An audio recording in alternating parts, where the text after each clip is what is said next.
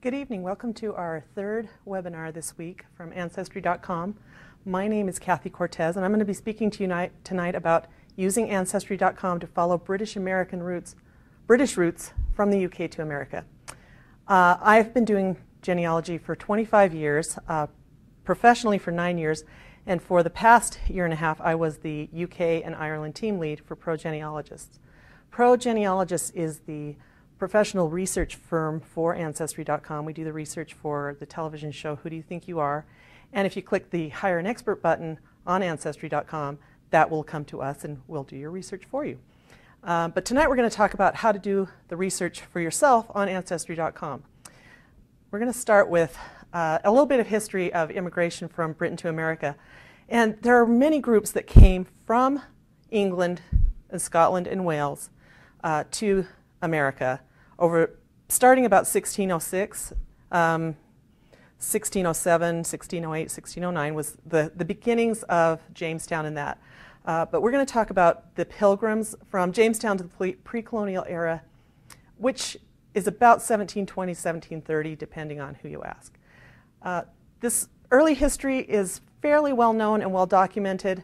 However, you're not going to find necessarily passenger lists, but you will find histories and compilations that have been made by people. Ancestry.com has several great resources.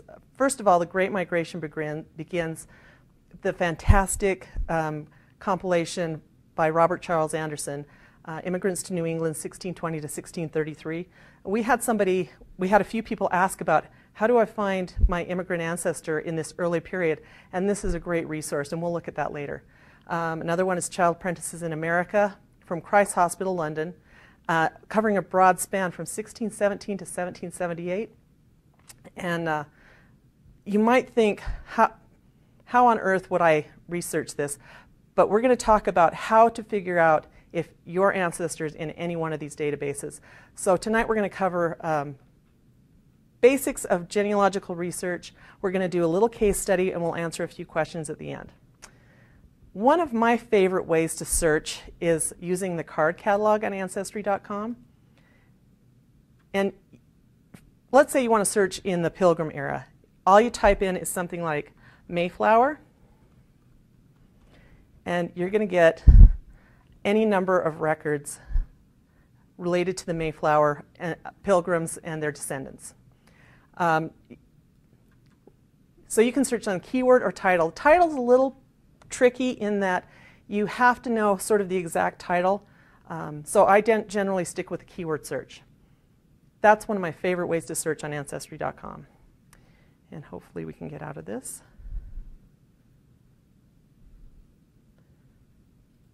How do I go back?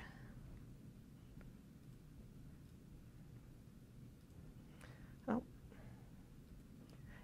All right. So you could search Pilgrims, Jamestown, any number of resources. Another group of immigrants in this era were the Scots. After the political union of England and Scotland in 1707, the Scottish people were granted all the rights that the English people had had for nearly 100 years to inhabit the plantations on the American colonies.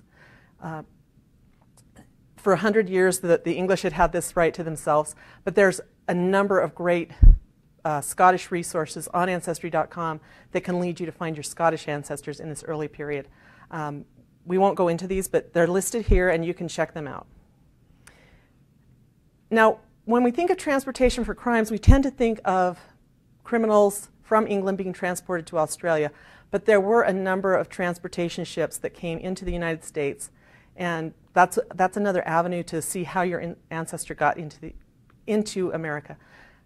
From 1606 on, there's been free immigration, anything from seeking religious freedom, trade opportunities. There was a lot of business going on between the colonies, between America and England, and people fleeing poverty and oppression. So this is what we call push-pull immigration, and it's kind of important that you know why your ancestors came.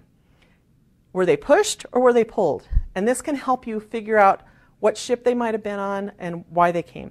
Then there was also assisted immigration. This started about 1815, and it was a way to relieve the poor law system in England of their wretched refuse. In order to search successfully, you might think, I can just go to Ancestry.com and type in a name. Well, what if your ancestor's named John Smith? In order to separate your John Smith from all the other John Smiths who emigrated, you need to do some background research. So this is pretty basic. The name of the immigrant, and especially if they have a middle name, that's very helpful. Names of known family, associates, and friends.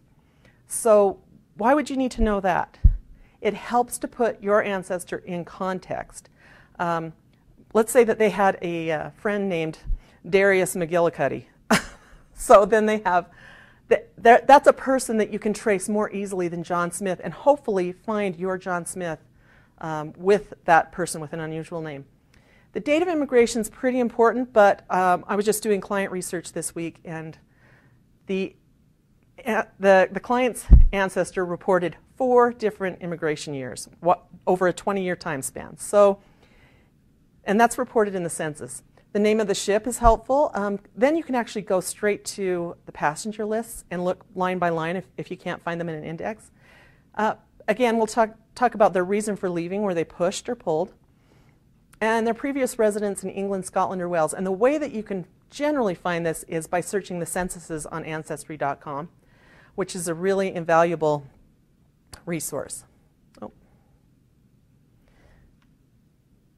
If you're in the United States or Canada, always start with US or Canadian resources. Census enumerations, naturalizations, obituaries, letters, vital records, and newspapers, church records, passports, and other personal and family records. Do an exhaustive job of researching these people in the United States and Canada. Again, to put them in context, know everything you can know about this. We're talking about Britain right now, but in Ireland, this is invaluable. And you know, you tend to have a little bit of overlap, Britain and Ireland. In the case study I'm going to do, we're going to go over this in a little more detail, but search for variations. There are vastly, people got indexed in vastly different ways. You'll see the examples I'm going to give. There's a myth that people's names were changed at Ellis Island or on points of arrival. This generally wasn't really true, that they might tend to change their name once they were settled in the country and realized that they were not fitting in or being persecuted, or that people couldn't pronounce their name, but generally the names were not changed upon arrival or departure. Search US, England, and Wales censuses. And I say England and Wales because they were sort of tied together. It's called the England and Wales census. And the great thing about Ancestry.com is all of these censuses are available on Ancestry and very well indexed and easily findable. If you can't find somebody in a census, I'll give you a couple of little tips for how you can do that. I had a Rebecca Meredith. Couldn't find her anywhere. I ended up just searching everybody named Rebecca, and believe it or not, there weren't that many in England in 1841-51. Eventually, I settled upon a woman, Rebecca Sutton, and there were all the same kids' names in the same order and the same ages. And it turns out she'd left her first husband, married another man, and all the kids had taken his name. So there's ways that you can search the census even just using first names. Search for vital records. Ancestry.com has the England and Wales free BMD birth, marriage, and death indexes, which are fantastic resources. You do have to order the records, but you can just click through Ancestry.com and say order the record, and it'll arrive within 1 to 3 weeks.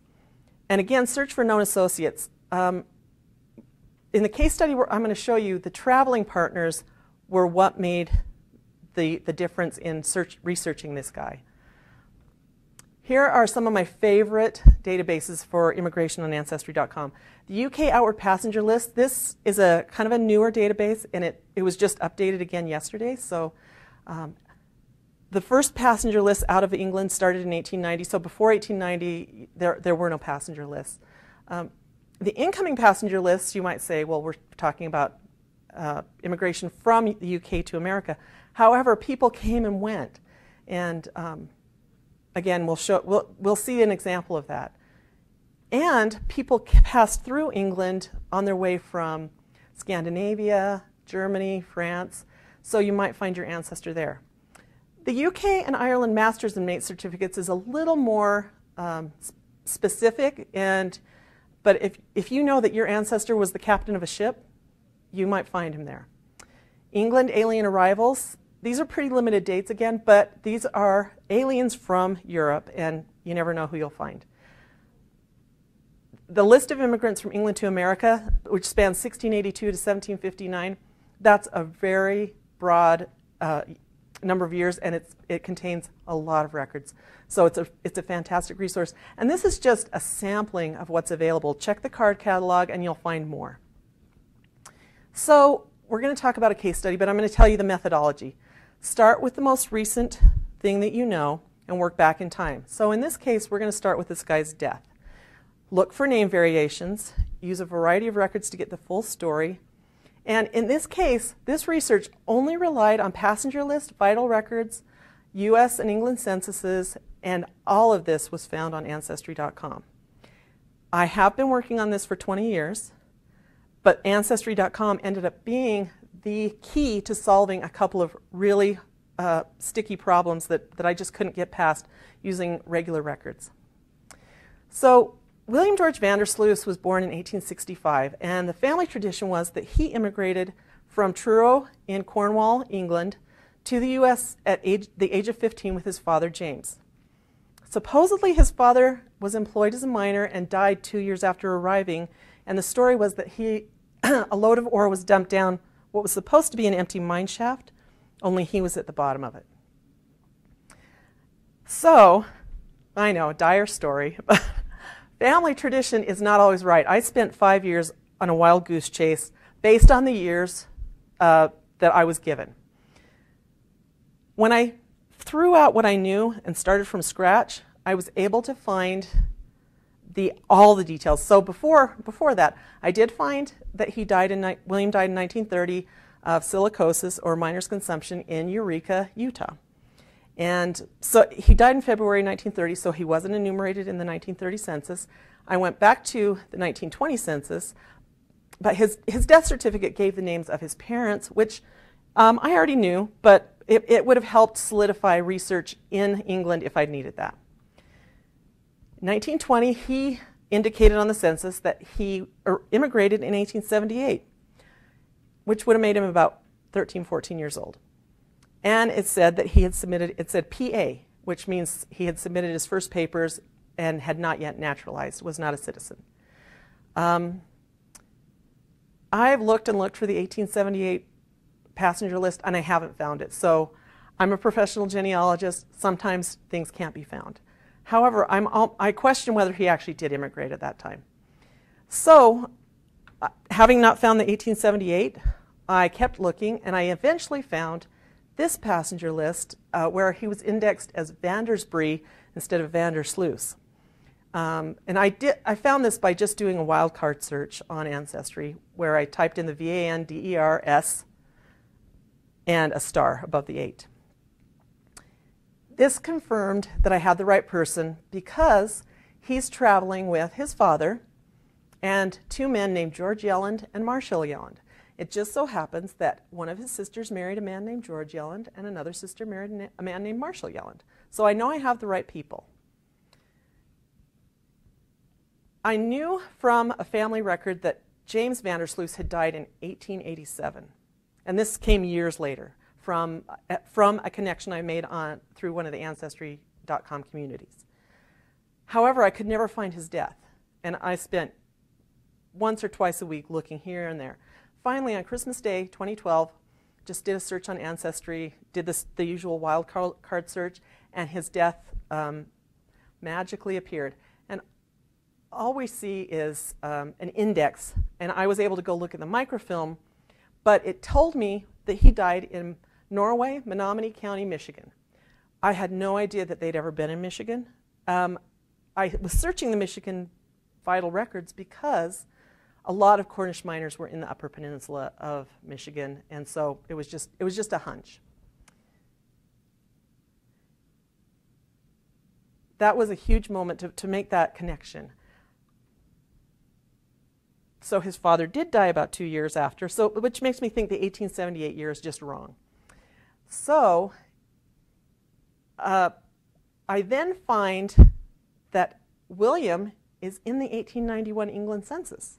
So he's left the and the story is he came to the United States with his father at 15 and never returned and never saw his family again. So I did find him in the 1891 census, and he's there with a wife. Didn't know about the wife. So I go back to the England and Wales Free BMD Marriage Index, and I find the marriage index. I ordered the marriage record, again, just by clicking through on Ancestry. And lo and behold, it's the right guy again. He's married. I go back. Were there any children? And there's a child being born about 9 months after the marriage, named James, same name as his father. So I ordered that. Yep, it's the right couple. So this was kind of a shock to know that the family had no idea that he had been married before and had a child. And I'll tell you, this man did not leave a stitch of paper behind. He didn't leave a photograph, a letter, a naturalization index, nothing. So we were starting with nothing on him.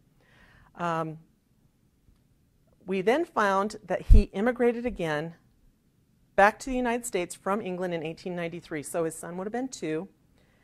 And here we have, again, he's traveling with a Marshall Welland, probably the same guy. The sticking point here is it says they're from Burnley in Lancashire. Well, he's actually from Cornwall, right? So you might dismiss this, but Marshall Welland, Marshall Yelland, what are the odds? It's got to be the right guy.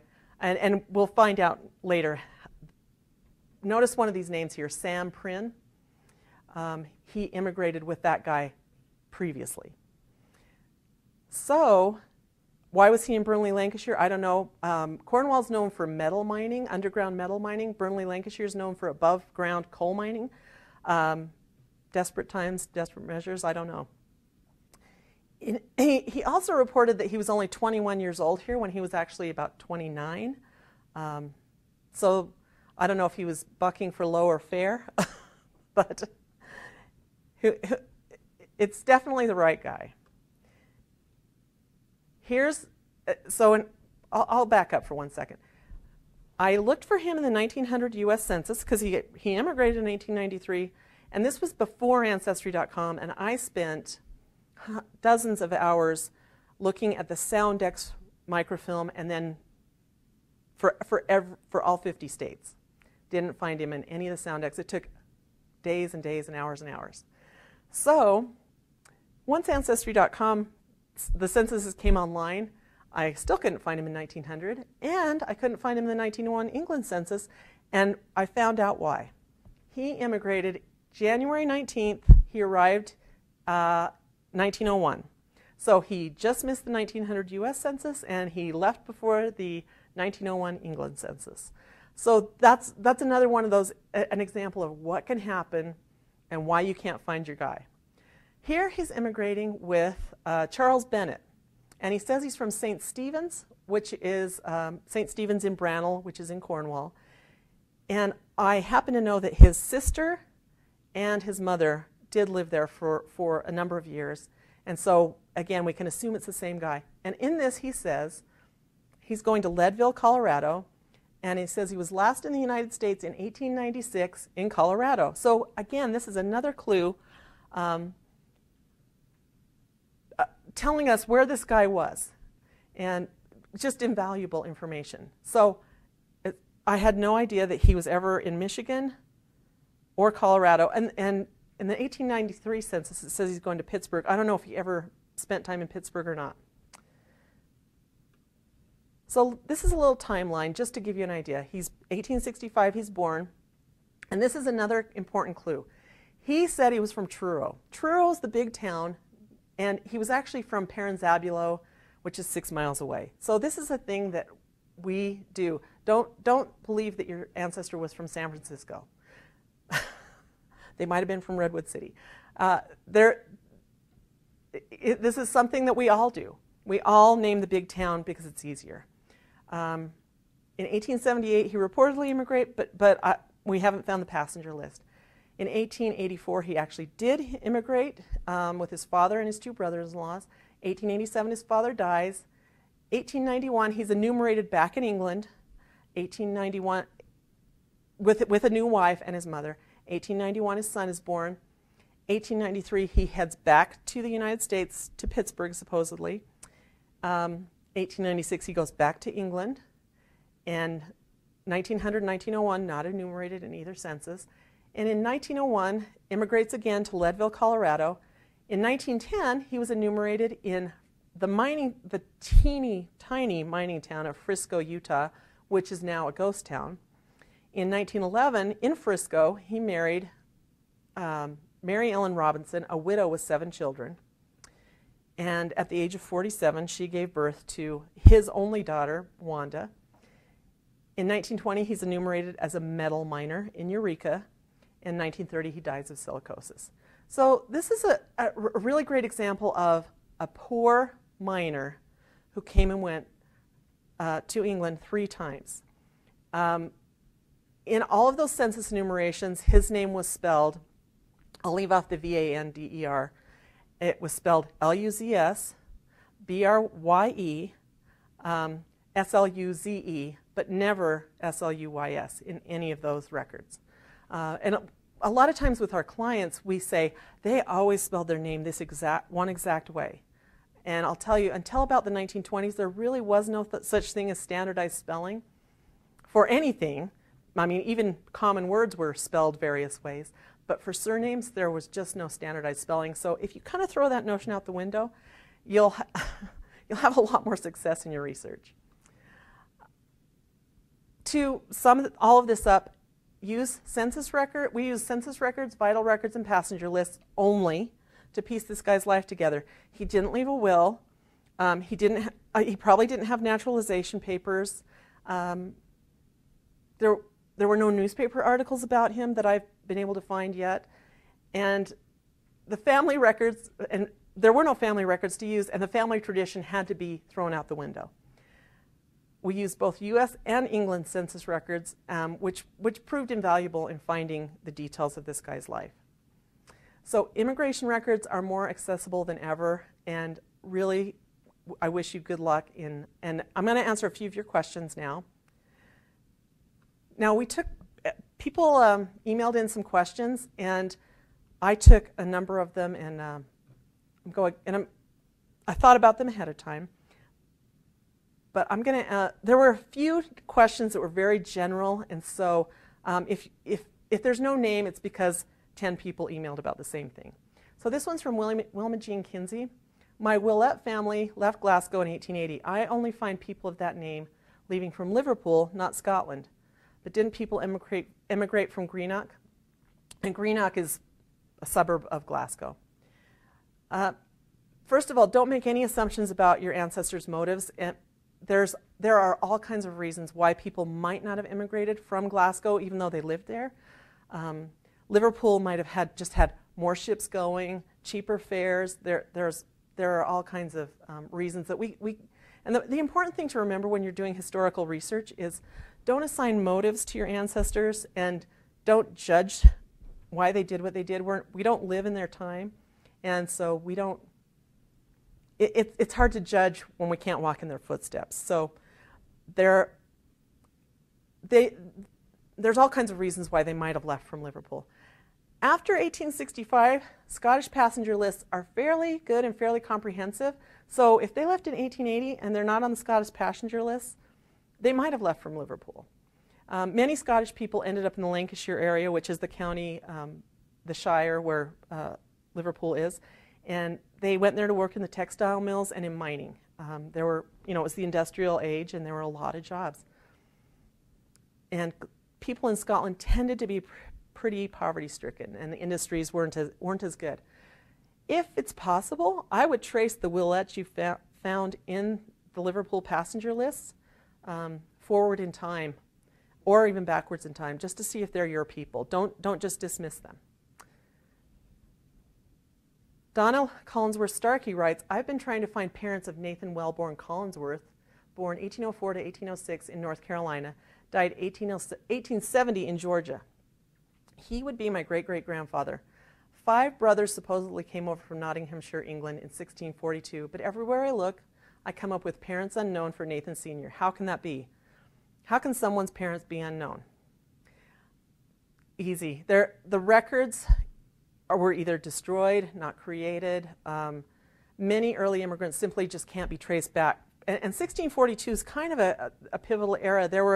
It's the Cromwell era. Records were destroyed, not created. They instituted fees and fines for not registering your birth, marriages, and deaths. And a lot of people didn't want to pay the fee, so they just didn't register the event. So there's that. And the whole 5 brothers scenario, that's a common one. And it may be true or it may not be true. But if it's true, trace one of the brothers. One of their records might indicate who the parents were. And we're lucky in England. In Ireland, it's just almost impossible to get past 1800. We're talking about people in 1642. You're starting to get into a very difficult era. The handwriting is very different and, maybe unreadable. In Scotland, records go back to 1538 pretty easily.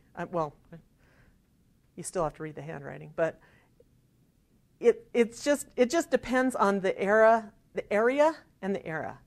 So that might be the reason. There are a lot of medieval researchers who are working on these kind of problems, and maybe put it to one of those people. There are people who just live to do this kind of research. Okay. How can I find a list of ships that came after the Mayflower from the UK to America prior to the Revolutionary War? Again, so this goes back to the Great Migration begins. And I'm going to click on this. And we'll put in the name of, let's just say, John Smith. See what we get.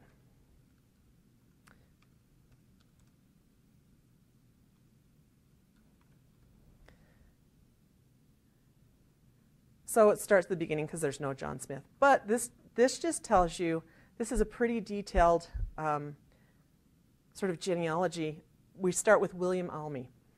It says where he's from. He migrated in 1635 on the Abigail. He first lived at Lynn, Massachusetts. It removes means he moved to Sandwich and then Portsmouth. He was a planter, which planter basically is, sort of like a plantation owner, more than a farmer. Held a large amount of land. And then it gives all his estate, his children. So this is a fantastic resource. And now I'm going to take you to the only thing, this is the only thing that's not on Ancestry, but I think it's a really great resource. It's one woman's efforts. It's Pilgrim Ship Lists. Because there were no passenger lists for this, and this woman says, this page represents literally years of work, endless coffee, and fingers worn to the bone. So I think that kind of says it all. She's just taken it upon herself. This is a private person who's taken it upon herself to reconstruct who came on which ship. And she's probably used a variety of sources. So it's a fantastic resource. Okay, next question. I have an English ancestor, John Jarvis Parsons, born 1837, who turns up in the 1900 U.S. Census living in Syracuse, New York, with his wife, Anne, and granddaughter, Annie Mae. They give 1885 as their immigration date. I've not been able to locate them as a family unit in any U.S. or Canada-bound passenger lists, though I did find a John J. Parsons on an 1885 list. Any idea on how to proceed to trace their journey from England to eventual arrival in the U.S.? Don't limit your search to just the family unit. They may not have traveled together, and when you're looking at the list, notice if it's only men on the ship. This didn't happen very often, but sometimes they only listed the head of household, or if a woman was traveling alone, there'd be a bunch of men and a lone woman. But they may have been on the ship with the John J. Parsons that you found, or they may have traveled at a different time. Again, find every possible record you can in the U.S. Hopefully, and in this time period, you're more likely to find more records just because of the date, closer to 1900. Maybe one of those records will point to a place in England, and again, you can look in the censuses. And I would not rule out the John J. Parsons that you found. That's a pretty specific name. There could have been a few, but try to eliminate him or include him. Trace him forward or backward if you have the time and the resources. The other, and also notice when you look at his passenger list, does it say where he was headed or who he was headed to? Because quite often passenger lists will say the name of the person that they're going to. Okay, that one we'll skip. Several subscribers asked about migration from the UK to Canada and then to the US. From the UK to Canada, you're just going to use the same methodologies to trace them forward into, trace them across the ocean. There are so many ports that they could have come into. It's impossible to talk about which Canadian ports they might have come to, because it's not only just Canada, it's the Great Lakes. If you do a Google search on Canada ports, just on the east coast of Canada, there's a couple dozen. So trying to find somebody coming into a particular port is pretty difficult. However, Ancestry has these great resources, border crossings from Canada to the US. And they span 1895 to 1954, 1908 to 1935. Now, these are into two different locations. So, and if you click on them, we'll go through this way. You can choose the state or province. Let's choose Ontario. And the port, we'll say Montreal. And the record type, manifest. In this case, it's just ships, right? If we go to a different port, let's say Cornwall. Again, just manifest. If you, depending on what you pick, there are cards and manifests. So a card would just be an individual walking across the border. A manifest is actually a ship's passenger list. So somebody might have taken a ship from Montreal to Detroit.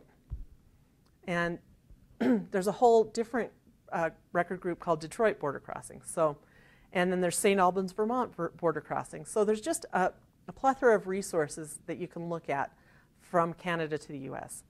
And there's British Columbia, Canada border entries and passenger lists. So let's say your ancestor made it to the west coast of Canada and then crossed the border. Same kind of thing. You're going to get, you can look at these in a year range. And when we open this, you can also search by name. What we see here are, it's all Japanese farmers. And so if you're Japanese, this is a great resource. But so this is just one page that happened to come up. This is a long question. My great-grandfather, Edward Wellock, and his family were from Yorkshire and surrounding areas. He immigrated to the USA in 1868. I found a record at the Castle Garden site for his arrival, and I cannot find other arrival data for the rest of the family. Is there a corresponding immigration record that I can find on Ancestry.com to verify their departure from England? Again, no, not before 1890. There's really not. She goes on to say, I have census data for Edward as well as his parents, Christopher and Dorothy, and his grandfather William in the 1841 census. Can you give me suggestions to find additional records from the Yorkshire area that will help me develop a better picture of their lives in England? Other records that you can search on Ancestry are, and this is a fantastic, West Yorkshire, England, baptisms, marriages, and burials, and marriages and banns. And if you don't know what banns are, banns were the pronouncement 3 weeks in a row. They would announce in church, this couple is getting married, and if anyone has an objection, such as you know that they're already married to somebody else, please raise it before the wedding. So the banns were called out and recorded 3 Sundays. And you can see here there's 3 million records for the baptisms, marriages, and burials, and 2.5 million records for the marriages and banns. That's a phenomenal number of entries. So in addition, this is a great resource post 1858. the England and Wales National Probate Calendar. This covers the whole country, but it's literally every will and probate. I can't even tell you how fantastic this is to have available online. Pre-1858, it's a little harder to search for probates, but we're working on that. This question was raised by a dozen people. My ancestor said he was a stowaway. How can I prove this? The stowaway story is a common one, but it's largely untrue. First of all, shipping was a commercial enterprise. People were in this business to make money, and so they wanted to make sure that everybody who got on the ship was paying. There were checkpoints on both ends of the journey. And you see stories of people getting on the ship to send their loved ones off and then leaving the ship. That would have only been in the first class cabins. They weren't letting just everybody on the ship and back off again. In 1820, the U.S. enacted a law saying that we had to have passenger lists. Starting about the time of the Revolutionary War, about 1776, passenger lists became more commonplace. But this 1820 date, it became a law. So the stowaway thing, I would say there were maybe a handful of stowaways, but almost everybody seems to have a stowaway in their family history. And now let me show you a passenger list. This is not England, but this is a proclaimed stowaway, my husband's grandfather. But here he is.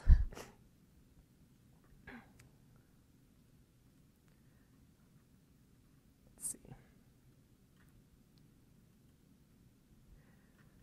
Scroll up. Luis Gonzaga Martins. He's 15 years old. He's from Terceira in the Azore Islands, and his father is Antonio Martins. He's clearly on the passenger list. He wasn't added later. So his story was that he was a stowaway. So here's one personal example that not everybody was a stowaway. Now, just a couple more questions.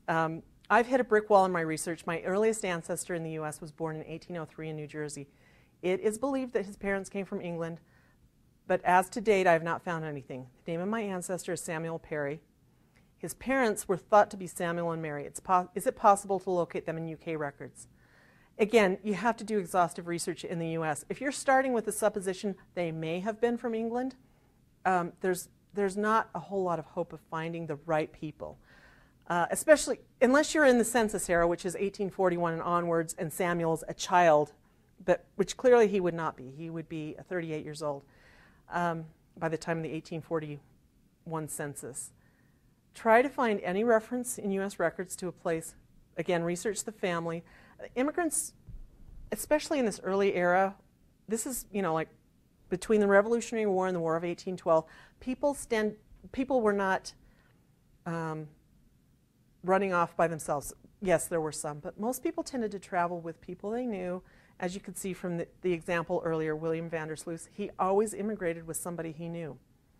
So that would be my suggestion, is to start with just exhaustive U.S. research before you try to leap over to England. And that's the end of the questions. Thank you so much. We've really enjoyed doing these webinars for you. I hope you've learned something, and look forward to more interactions with you on Ancestry.com.